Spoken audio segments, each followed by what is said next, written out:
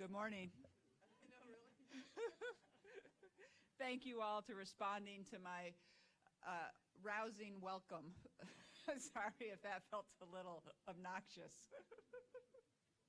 So we are here to start the second day, and I want to thank you all for your work in the working groups yesterday.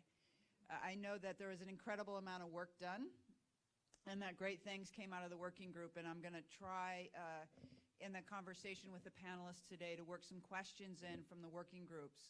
But I also want you to feel free from any of the work that was going on yesterday or from just your work in general. If you want to ask the panelists, we have a great set of panelists this morning, to just feel free to raise your hand and jump in and start asking questions.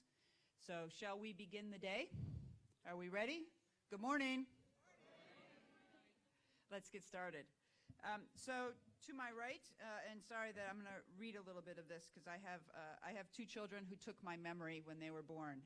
So I have to read things. So to my right is Geoff Lane. Geoff has been in Washington, D.C. for 5 years. He began at the Center for Political Accountability. I don't know what I think of that. Okay. I didn't know that. Where he was an advocate for the disclosure of political contributions. He's worked on Capitol Hill and Speaker Pelosi's leadership for nearly 3 years, handling a variety of tasks, including assisting the Steering and Policy Committee. He comes to us from the Information Technology Industry Council, and we're really happy that you're here, and you're stuck here because he's from D.C. and the airports are closed. Thanks for joining us. Jonathan Williams is the Director of State Government Affairs for Intel Corporation and is responsible for developing, implementing, and managing public policy strategies for local, regional, and state government officials. He also develops Intel's legislative priorities and positions on key public policy issues. And he gets to ride the Intel plane, which I learned about the last time I met Jonathan, and it's very cool. Thank you for being here. Everybody gets to. Yeah. So Thelma Melendez comes to us from the office of the new mayor of LA, Eric Garcetti.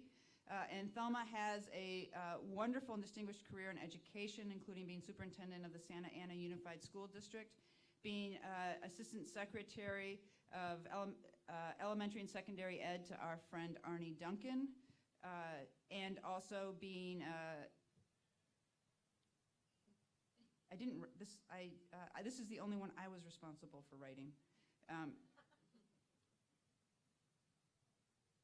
Bilingual classroom teacher in Montebello, and also,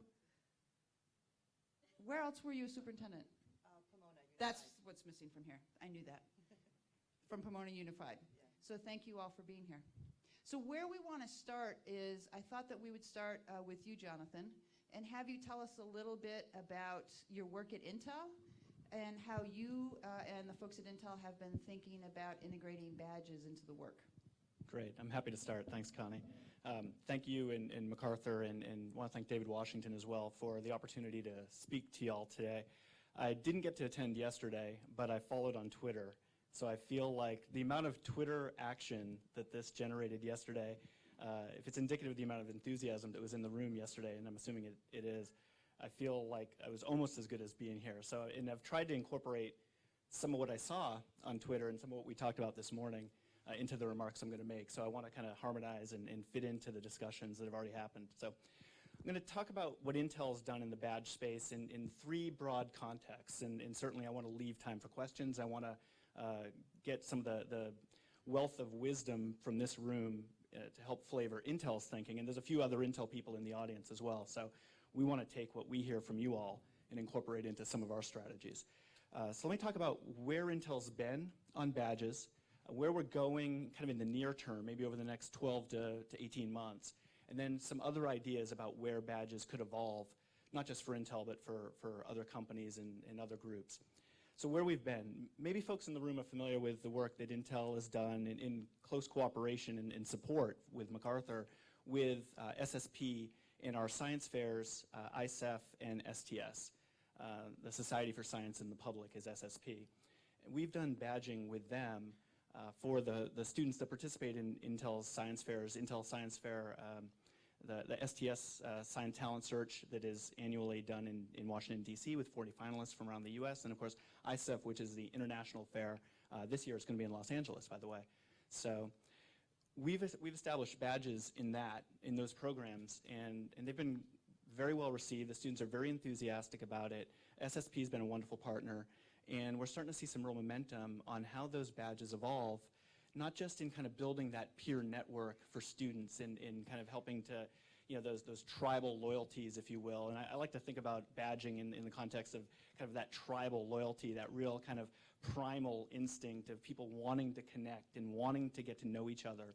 And we've seen that with students, and how it's evolving is very exciting as it relates to higher ed, right? So we're starting to see universities enthusiastic about badges, starting to look at badges as something that they're incorporating into their admissions process. Those are all great things. We've got great criteria around those badges, right? They demonstrate a real level of expertise. If you're one of the 40 finalists in the US in the Intel Science Talent Search, there's a real clear demonstrated level of expertise that got you to that point. To get a badge associated with that, I think, makes perfect sense. It gets at some of the issues around making badges maybe less frivolous, really demonstrating serious expertise.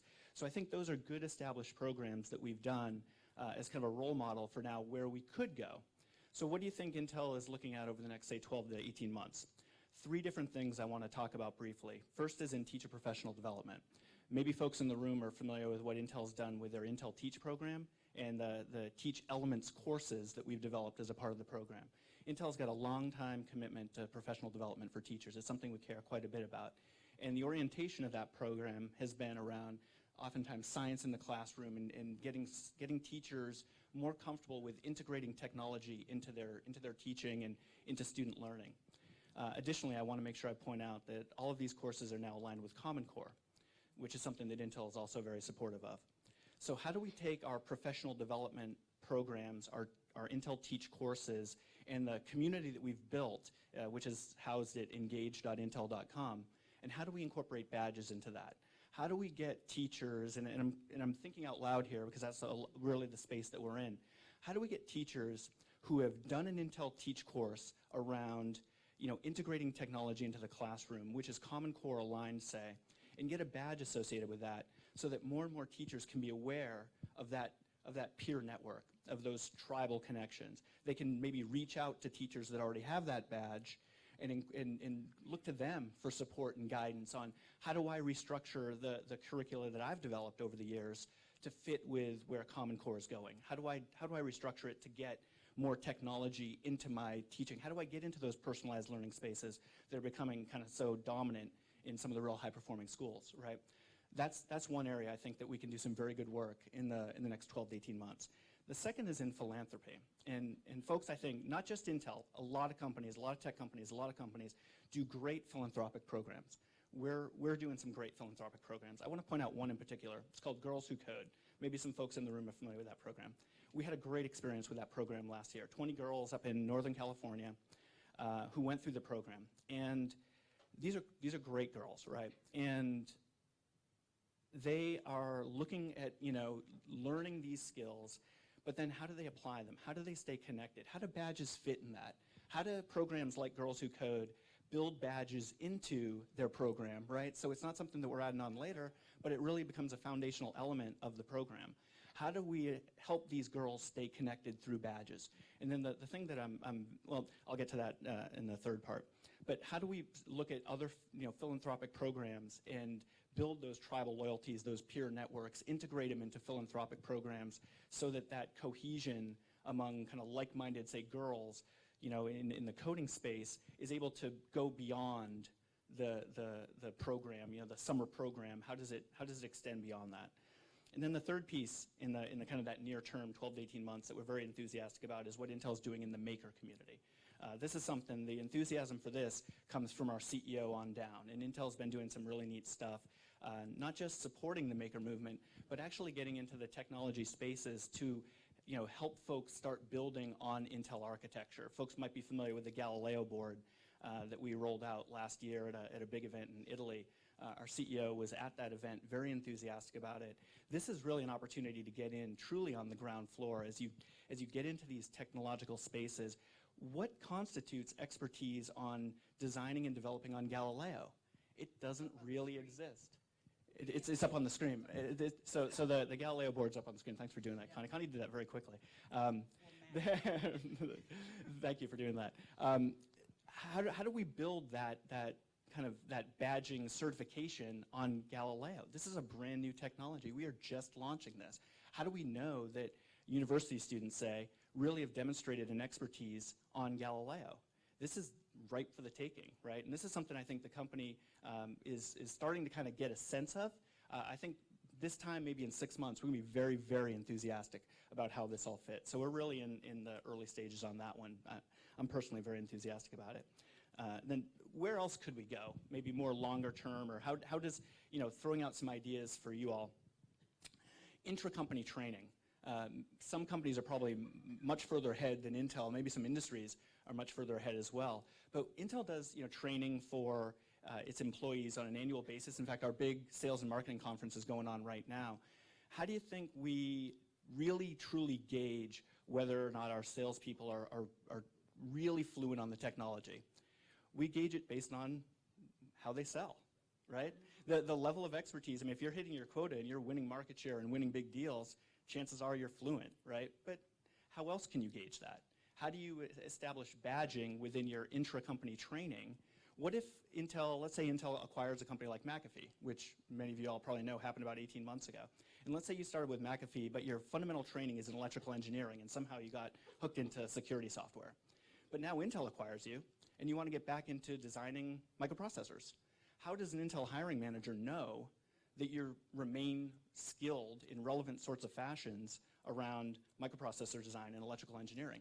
Badging, I think, is a way you can do that, right? So the degree to which companies want to start integrating some kind of badging in their intra-company training, the way Intel maybe wants to do that, this is possibility thinking really from me. This is not something we've been talking about that I know of internally very much, but I think these are some of the spaces that Intel and other companies could start to look.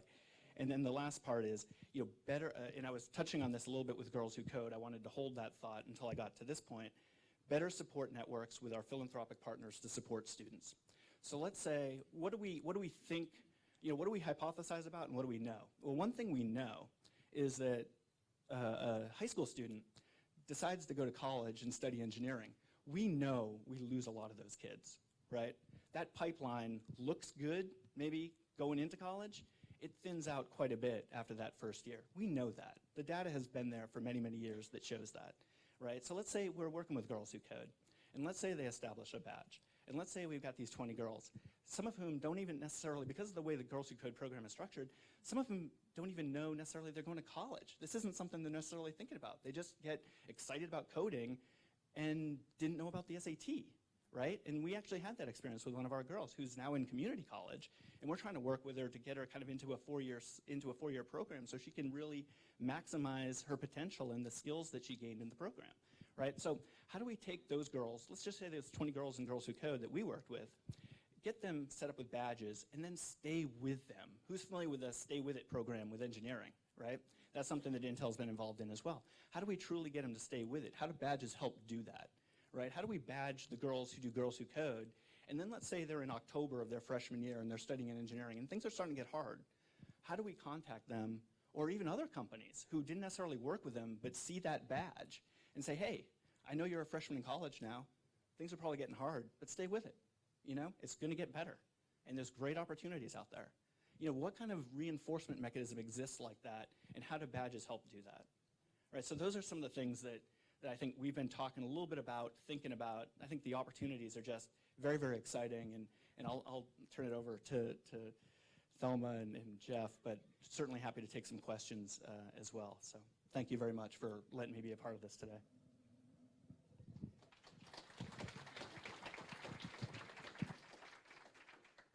Jonathan, that's just an incredible set of possibilities and activities from one country that the first time you and I had the conversation about it, I was sort of overwhelmed at how much thought Intel has already put into it and already begun to engage badges. And I wanted to ask you, and I actually want to ask Thelma and Geoff, just from their respective positions, and Thelma, as much from you having been an assistant secretary of education and having led a district, When you hear Jonathan lay out those possibilities for what a company might do with badges, can you imagine from a district perspective or from the federal perspective possible responses, whether it's teacher badges or partnering with a company, what that sort of list of things that Jonathan laid out makes you think? Yesterday we talked a lot about silos and work and the fact that we exist in silos. And what you just sort of, painted a picture of for me personally was, wow, what a wonderful opportunity, in a school district to be able to, if I were superintendent right now of Santa Ana and I heard you say this, I'd say, this is fabulous, because that way there's a way of actually being able to create teacher communities that can work together, that can, implementation of the Common Core is extremely difficult. It's really about changing practice. And for them to be able to have a group that they can earn badges with and then later communicate, that really then continues the professional development beyond the earning of the badges. And I think it would be an opportunity for companies, philanthropy, to work with school districts and other entities, higher ed, to develop these badges and to develop these communities. And in the long run, the goal would be to ensure that the students are successful in their classrooms. Yeah.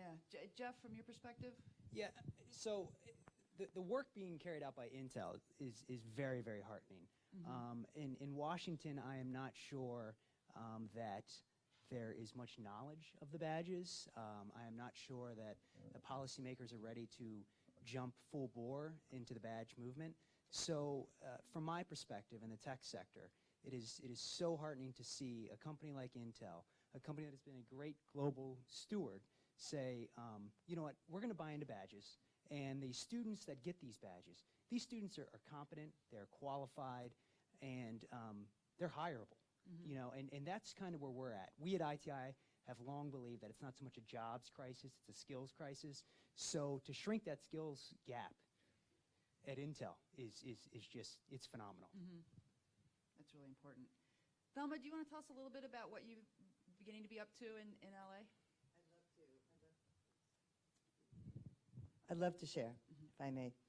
And we're still in the exploration stage of our work, but I work for Mayor Garcetti, who's a new mayor in Los Angeles, and the mayor is very committed to a back-to-basics agenda, meaning we're going to fill potholes, but we're also going to ensure that people have jobs in the city. So it became very, very evident early on to the mayor and to the team, which is basically two of us,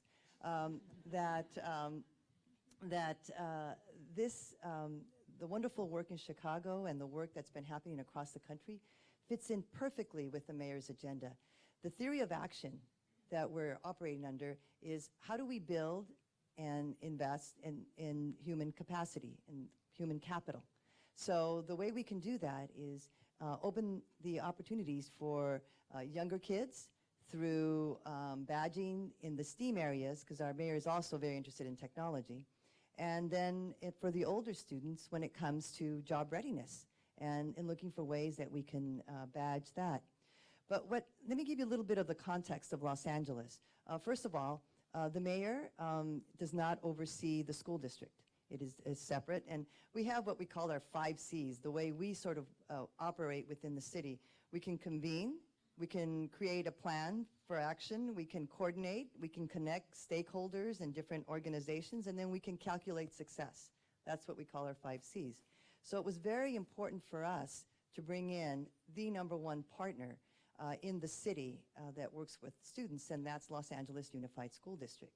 So their superintendent and their executive director over the largest after-school program in the nation, which is Beyond the Bell, Al Cortez, he and I and others just caught the vision and got the passion for this work.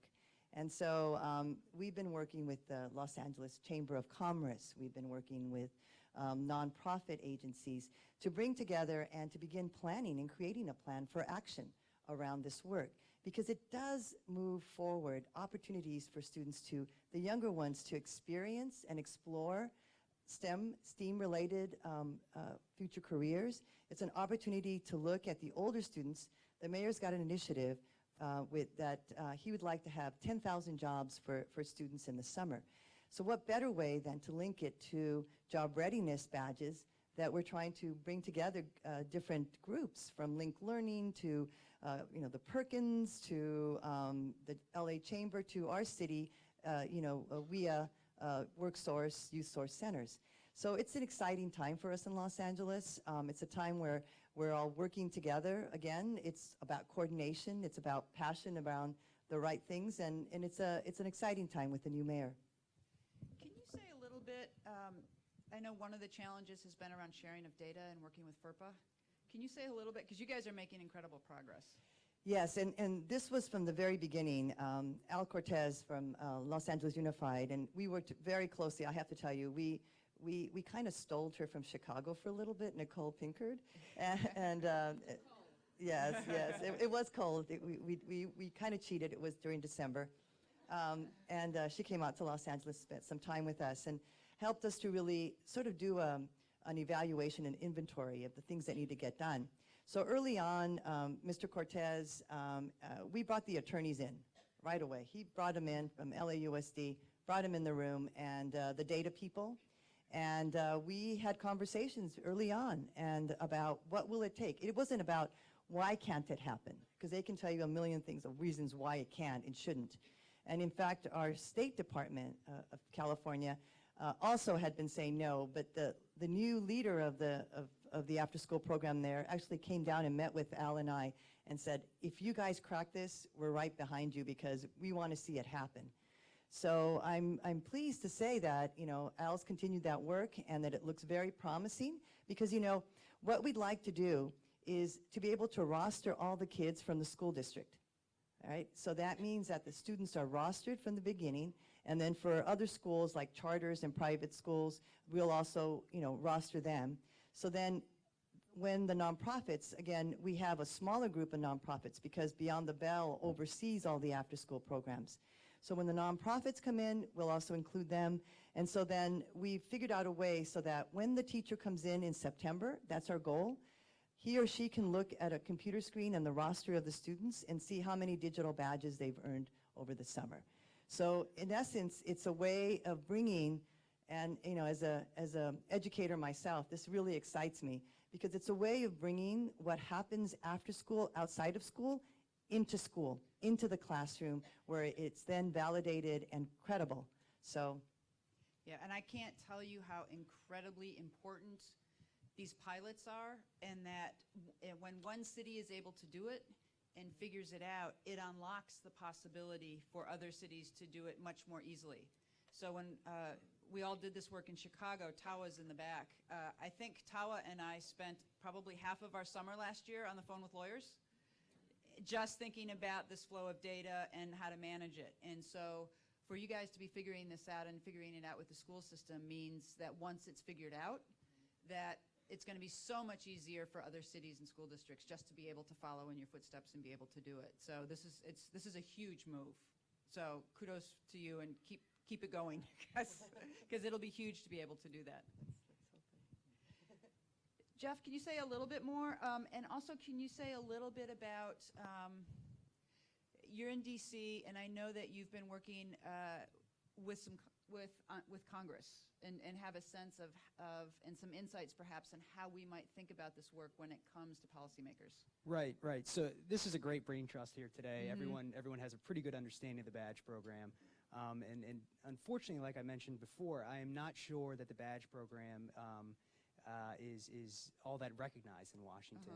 I've been in Washington for a few years now, and we heard it from Michael Strautmanis yesterday. One of the biggest obstacles in Washington is changing the status quo. And I see a lot of generational disconnect among policymakers in Washington. They look at the education system in a siloed prism, and this is how education has been for 200 years. Why change it now? So it's great to see everyone here today on the same page in changing the system.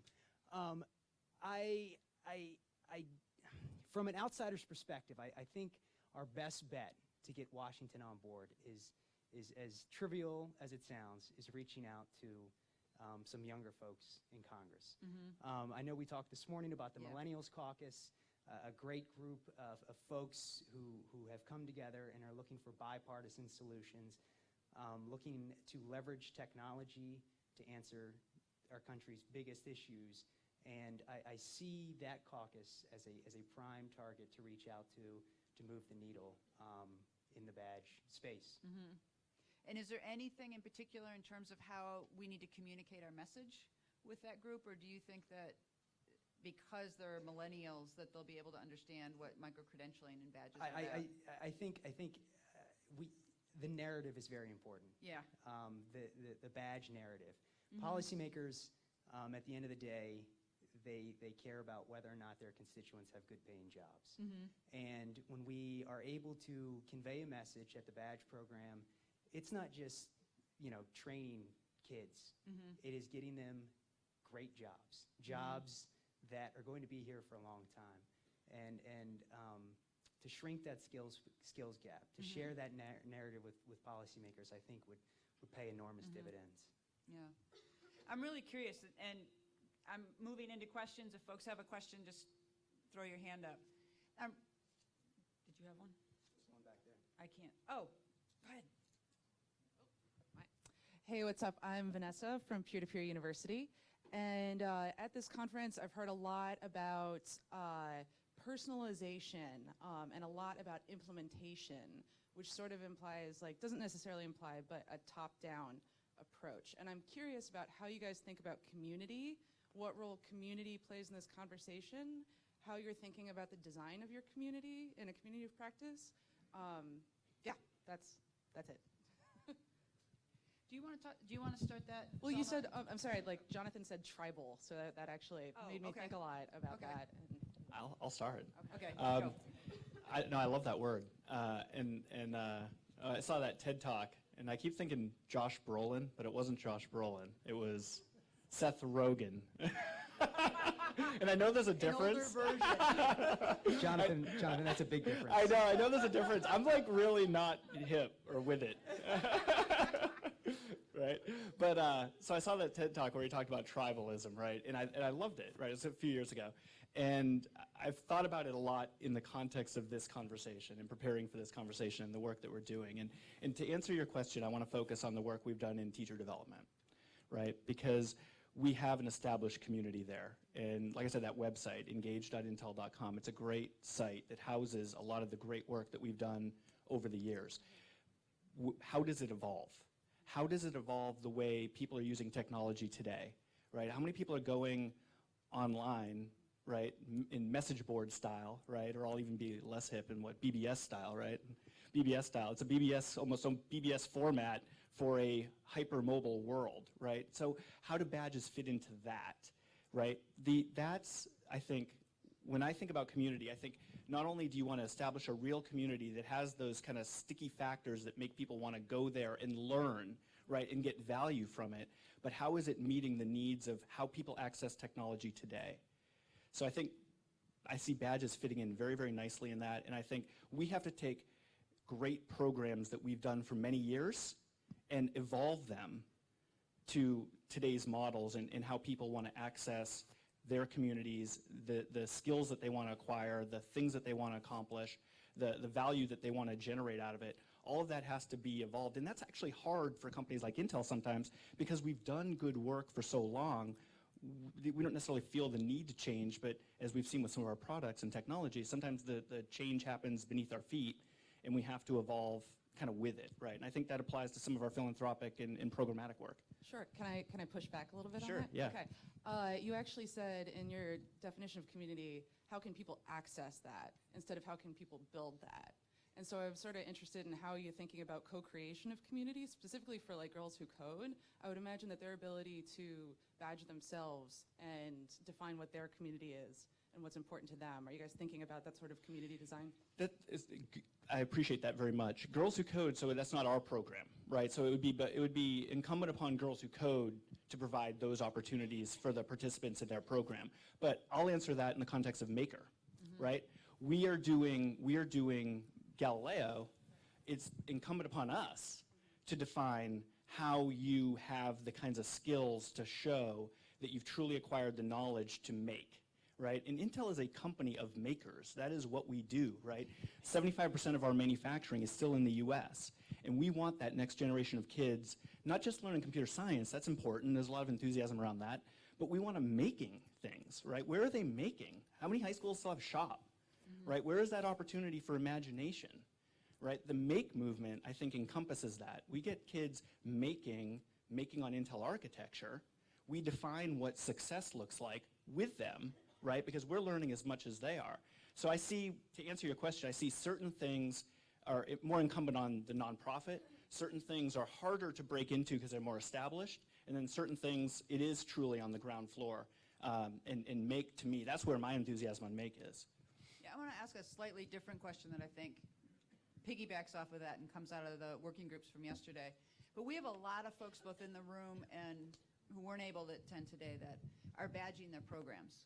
And how do we make sure that the badging that is coming out of the programs also sort of meets the needs for the next generation workforce? How do we make sure that we're connecting to that skills gap? And I think you're all three sort of dealing with that.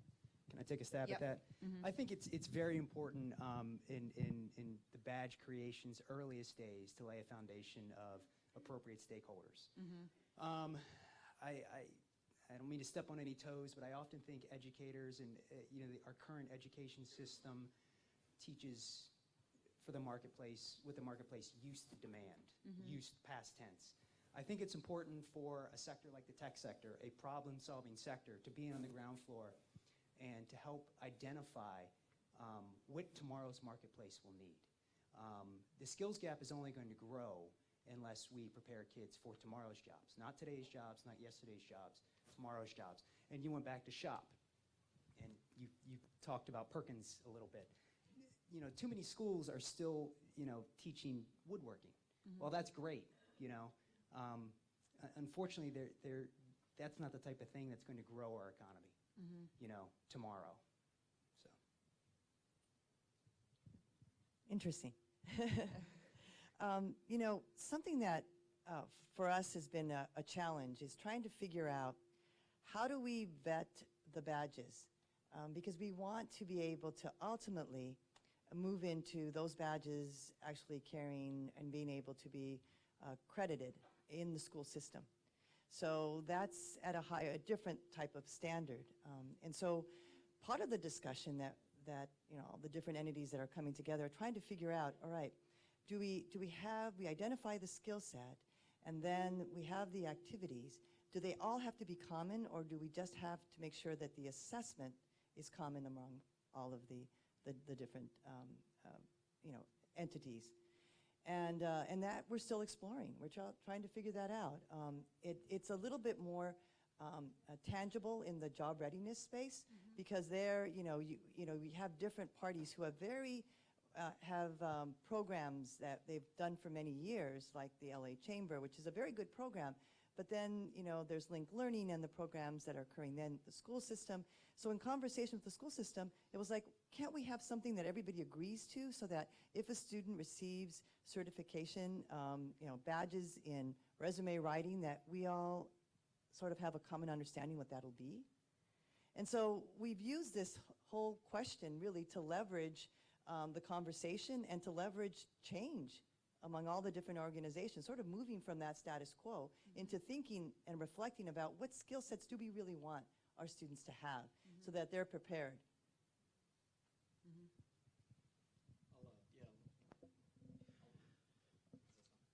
Takes a second. There we go. Let me throw a couple curveballs out, things you wouldn't expect somebody from Intel to talk about, anybody from high tech to talk about. Let me preface this with saying that when you represent a big company, you can either focus on your big company needs, which often get met ultimately, or you can also advocate for what's right. And Intel affords me the luxury, I think, to advocate for what's right. And let me try to do a little bit of that. Yeah. You can't enter a workforce conversation without workforce development or a skills need conversation without hearing somebody say, try to find me a welder that can pass a drug test, right? I mean, if you've ever been involved in a workforce, kind of a conversation around the skills gap, that seems to come up. And we need to figure these things out. This is an aging demographic, people with those skills, right? If you're in any kind of industrial work, right? If you work for utilities, energy companies, it is so hard to find talent. These are great opportunities, middle-class type jobs for kids across every single demographic. How do badges fit in that? Now, you have tech-oriented conversations, you're probably not going to go there too often, but that's an important thing, right? We need to give kids opportunities across the entire spectrum, right? We need computer scientists, but we need welders, right? So how does badging fit into those maybe old line industrial type of skills? That's something I'm passionate about. The other thing is prisons. How does this fit in the prison system, right? There's so much about how much is being spent in prisons, and kids go to prison and they come out and they don't have skills, and God bless them if they get a GED, right? I mean, the pride that they get from a GED, I'm sure, is palpable. But what does a GED get them, right? They're an ex-convict with a GED. How do we incorporate badges and skills into that kind of environment so that they truly graduate with something that is necessary in the 21st century, right? Those, I think, are really interesting opportunities. You won't hear Intel probably do a lot of philanthropic work around that, but being up on stage, you know, I have an opportunity to share that is something that on a personal level I think is pretty important, and so many of the leaders in this room, you know, may have an opportunity to make an impact that way. Yep. We got a hand in the back. So good morning. I'm John Billow with Workforce.io. Nice Good to morning. meet you in person, Connie. Nice to meet you. Actually spent 20 years in the world of doing workforce development, youth development for young adults and adults who are incarcerated. That led to what we've been doing in the badge world. I guess my question to you, Jonathan, and we've seen this the last 2 years in our own work, is how do we get more employers? You know, we started a very employer-focused badge creation effort. So how do we get more employers to do what you're doing? Because I spent 15 years working in DC. Nobody knows about the badge movement in DC. How do we get the employers involved like you're involved? Well, see, that's why people don't make these comments, because no, I do have a couple thoughts on that, though. And I guess the call to action, right? So one of the questions we talked about at breakfast was, you know, what does Intel need? It's not so much about what Intel needs, it's what maybe the call to action that we would offer to other parts of the ecosystem. So for other companies, I would suggest you do great philanthropic work. Encourage your philanthropic partners to incorporate badges. To the philanthropies, I would encourage you to incorporate badges more and more into your work in the sort of way that goes back to the question on the left, you know, to build it into the ground floor, asking, you know, users what they need as much as, you know, what the philanthropy or the company thinks that they need. How do you get more companies talking about it? I think you have to build that kind of momentum and awareness. You know, not a lot of companies are really aware at this moment about this, but that's why, you know, I was so pleased to be invited to be a part of it. Intel's done some great work. You know, we've got a guy at Intel who's done some great work over the last few years working with SSP and MacArthur on doing badges, but there's not a lot of it. And a lot of the badges that you have seen are really specific in the skill sort of space, right? You know, certified engineer kind of badge, if you will, right? They're not really viewed as badges as much as, you know, certification, but they're in the same kind of family. So I guess if I were really to dive in specifically to that question, I think you have to raise awareness kind of at a you know, in a steady sort of momentum sort of way. I don't know that you're ever going to get to where you want to be, right? You're always kind of building toward it. But I think to get to some of what Geoff was saying with Congress, if you think Congress is a way to do it, which I wouldn't recommend, by the way, I would definitely recommend working at the local or state level. But it's that targeted solution, right? And that's not just a bias because I do state government affairs. I used to be in DC too. You really I would encourage you to work at the state level. I would look at, let me backtrack for a second. I do a lot of Common Core advocacy. My favorite data point on Common Core advocacy is how much the state is spending in remedial education at the higher ed level. That cuts across both parties, any ideology. Every state is spending too much money on remediation at the higher ed level. Kids that graduated, roughly 80% of kids who need remedial work at their state university system, regardless of the state, roughly 80%, with the average GPA, 80% of them had 3.0s or higher, and they need remedial help at the university level in either math or English. States are spending way too much. So you use a data point like that, and it really, I think, cuts at the core.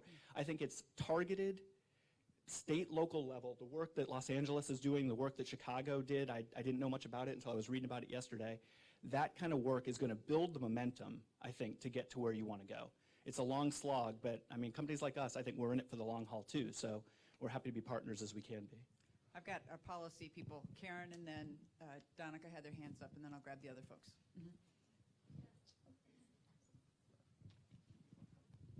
Yeah, thank you. So we sort of take apart the space and think, okay, we have the technology, and Mozilla and others are working on the technical parts of this problem. We think about the content, and there are many people thinking about badges and how really to design highly articulate content associated with badges. Then we think about the communication strategy, and I sort of want to push back on saying that nobody in DC understands the badges. So Thelma, back me up. There were lots of conversations, but I wouldn't say, if you ask people, hey, do you know about the badges movement? No, but if you talk about competency-based learning, if you talk about the skills gap and all of these other things, it backs into it. So I think having a high-end communication strategy is critically important that we all actually agree to, so it doesn't sound like a niche-y, inside baseball geeky kind of thing. So that's the communication strategy. But my question, I will get to question, is other policy barriers. So, you all are government connected. So what are the policy barriers that you see we need to sort of really think through in order to create a more mainstream movement that's widely accepted? Thanks. If I can talk about it in the abstract a little bit, I'm not even going to try to answer that question. I think the way I'll use the reauthorizing committees in Congress and the Department of Education. The way it's currently constructed, it's all very siloed, and until we break down this silo where funds that are authorized by Congress go to DOE, and DOE is then responsible for distributing the funding, until we break down the silo and DOE is able to work with more stakeholders, industry, and the like, I'm not sure that we can really meet our potential. Go ahead. Can you explain that a little bit more? Well, Only because I guess I should. Because I mean. Well, I mean, because I think part of it is that when we worked in DC, Karen and I actually worked together in DC. There was a lot of conversation about competency-based instruction, Common Core standards. The wonderful document that Karen put together that really talked about and led to a lot of this work.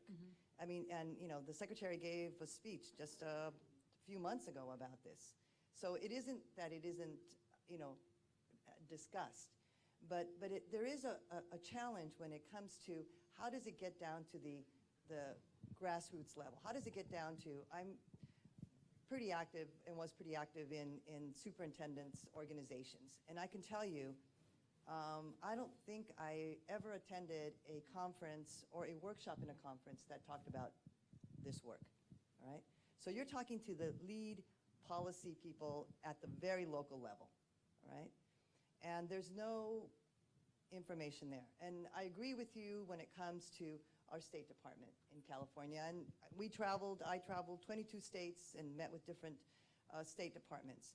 They also have a hold on what happens. For example, the story I shared about the State Department said to the lead in LAUSD over after-school programs, well, I don't know if we can do that. I don't know if we're going to be able to sanction that. I don't know if you can use the money that you receive in that fashion because, of the FERPA issues.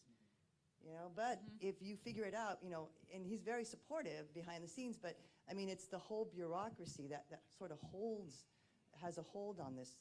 So I think the idea of communicating, of going around, of having a narrative that speaks to, that's very common to the language, the discourse of the group that you want to sort of infiltrate. My husband studies metaphors, and that's not a very good metaphor there. So it's really about figuring out what language, what discourse resonates with that group, what stakeholders, what do they hear? When we started this work and we met with the nonprofits and talked about the mayor's vision and then went into this idea, You know, we wanted to get the key stakeholders within the nonprofit community that could help us message that. We brought together philanthropy in Los Angeles, and we talked about it. And, you know, we wanted more than anything is to inform their work so that the people they fund, then they could push the envelope around this type of work. I'll just say one. It reminds me a little bit of the issue several years ago where textbook funds were required to be used for textbooks. And how was that battle fought, right? It was kind of fought at a grassroots level, state by state, jurisdiction by jurisdiction. You know, I think maybe many of us are in agreement. I certainly feel, unfortunately, if we wait for DC to do anything, we'll be waiting a long time. And we're not going to wait, right? Nobody would suggest that. I do agree with your comment about doing a national campaign. I think there's importance of that. But we can't wait for policy to be driven out of DC. I think we have to drive it at our state and local level. The other thing I would say is that a critical component of this is less at the policy level, more I think at the university level. So I saw that you announced your badge alliance yesterday, and I think I saw DePaul University was on there. And I would ask, and not now, but you know, I'd be interested to know, what are they going to do with badges, right? How are they going to use it in their admissions process? How are they going to lead the way in certain ways? How are colleges of engineering? Let's say, you know, Intel does some good work in conjunction with others in the makerspace on building on Galileo, right? How does that become a part of what colleges of engineering look for?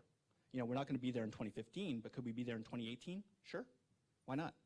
That, to me, you know, how many people have dealt with high school students, and I've had this conversation with like members of Congress, if another 15-year-old asks to intern for me, I'm gonna, you know, it's driving me crazy. I don't need 15-year-old interns, but 15-year-old interns are coming because they need that on their application for college, right? Right. Well, what if we replaced, you know, stuffing envelopes in a member of Congress's office with getting some badges and getting some real skills, right? And that became the driver. That motivation, you know, to get those badges became the driver to go to college, instead of you know, an internship that doesn't really get them too much except opportunity to learn how to make coffee. And I've been there, so I know. I love that we're having we're running out of time. We have time for, Matt says one, maybe two. Donica, say who you are so they know what I'm Donica perspective you're coming from. Petrocious from Penn Hill Group, and I too am from Washington, and I have a reputation in Connie's world of being pessimistic about these things. But I actually want to offer a more optimistic view. I think you're right about the policy experience. Oh my God, you're offering an optimistic view? I know, it's a miracle. Nobody out cynics me. On a broad level, I don't think there's a lot of people talking about this, but when you look at the education space, which we focus on, I think it's really, really important that we recognize that a lot of education staff and members are aware of this. They may not call it badges, but in the workforce experience, they're calling it credentialing in a new way. They're actually working directly with businesses and others to form this competency base, like Karen mentioned. How do we define and have evidence for 21st century skills beyond reading and math? Those are all places that I feel like we have to meet people where they are and draw the conversation in. But badges specifically, there's experimentation. You know, there's mentions of badges in various agencies, sort of non-legislative but executive order type of grants going out. So there's this percolation. And then I also want to just pause it because I don't want everyone to leave that Washington's a dead end. I think, in fact, it's a really important time for the grassroots to be going as well as the national on two big issues. One is what I just talked about, the opportunity. The second, though, is data and privacy. If we don't have a different conversation on that nationally, none of this can happen. So those are my things. Do you want to announce, say something about what you've been working on? So we've been supporting, MacArthur's been supporting, we've been supporting staff at the Aspen Institute's Task Force on Internet and Learning. And sometime, hopefully in May, they'll come out with a series of recommendations on all of these issues and more, but specifically around data and privacy and some ways we can change the national conversation that I think are really exciting, and we hope that a lot of people support that and try to echo some of those ideas. They're bringing together business folks, some of who are in this room, research, teachers, superintendents, I don't know, wide range of folks, but very leading names to say, we need to change the conversation. We need to protect kids, but we need to open up privacy and data for learning. So there's a balance there. Thanks. Mr. Porter? Oh, yes. I'm Curtis Porter with the city of Pittsburgh, and I have a question generally about the badging movement. How how does the badging movement confront generally the entrenched interest of institutions like Middle States Accreditation, ETS, the various people who certify engineering programs? In fact, those elements which are institutionally, structurally entrenched in the process of education. Yep. How do you confront that, and what is the conversation, and what dictates do you have toward those ends? I'm glad that you saved the easiest question for last. Yeah. Thelma? You know, actually, I think I think Jonathan gave an example earlier of how that happens. He talked about textbooks and how that was really it was an institution in school systems, right? It's something that, oh my gosh, I mean, if you don't have a textbook, that's the end of the world. I mean, we have legislation in California that every child has to have a textbook for their own textbook. So over time, if you're focused and find the right situations, you're able to sort of move forward the agenda. And I think if there's enough movement around these different organizations and that it'll push them up the stream. You know, if we can crack the nut of badges being acceptable for credit, competency-based instead of seat time, that's huge. I mean, if we begin movement toward that, then it begins to, you know, break down other areas like the ones you described. I mean, that's my hope. I've been in education 31 years. So I've seen things that at one time were considered, oh no, there's no way we're going to touch that. Over time, because something else is stronger, something else, you know, has moved forward, you know, and in other places we come back, like Common Core standards. I mean, when I first started teaching, that's the way we taught, and then all of a sudden scripted textbooks came into play, which I think took away the craft of teaching. But I think we're going back, and I think Common Core is a way we're going to get back to that, and I think it's going to push the system, and I think this is an opportunity for all of us. Yeah. Yeah, what I would also say to that question is that that is an incredibly important and difficult question that we have to provide, that we have to solve. And I would love to invite you to participate on a working group in the New Badge Alliance that begins to work on that. And so perhaps I would love to have you have a conversation with Aaron so that we can begin that conversation, because I think that's absolutely a key question. And that's why that's one of the big reasons why we formed the Badge Alliance, because that's exactly what we need to do. So thank you for raising that. We are out of time. If there are any closing comments as we finish up, it has been an absolute pleasure to have you on the panel. And I think because there's still hands up and lots of questions, I hope that that's an indicator that, as Ann May warned, that we actually did have a good conversation and it was worth coming to sit in the front row. Excellent. Thank you very much. Thank you all, and we're looking forward to, Matt, do you have announcements to follow? Okay. Thank you all, and we're looking forward to working groups? Moving into our working groups? Is that what we're doing next? I'm sorry. Are you coming up? Are you coming up to do them? Shall I sit here until you come up? How does this work? Thank you, panel. Thank you, everybody, and we'll continue the conversation.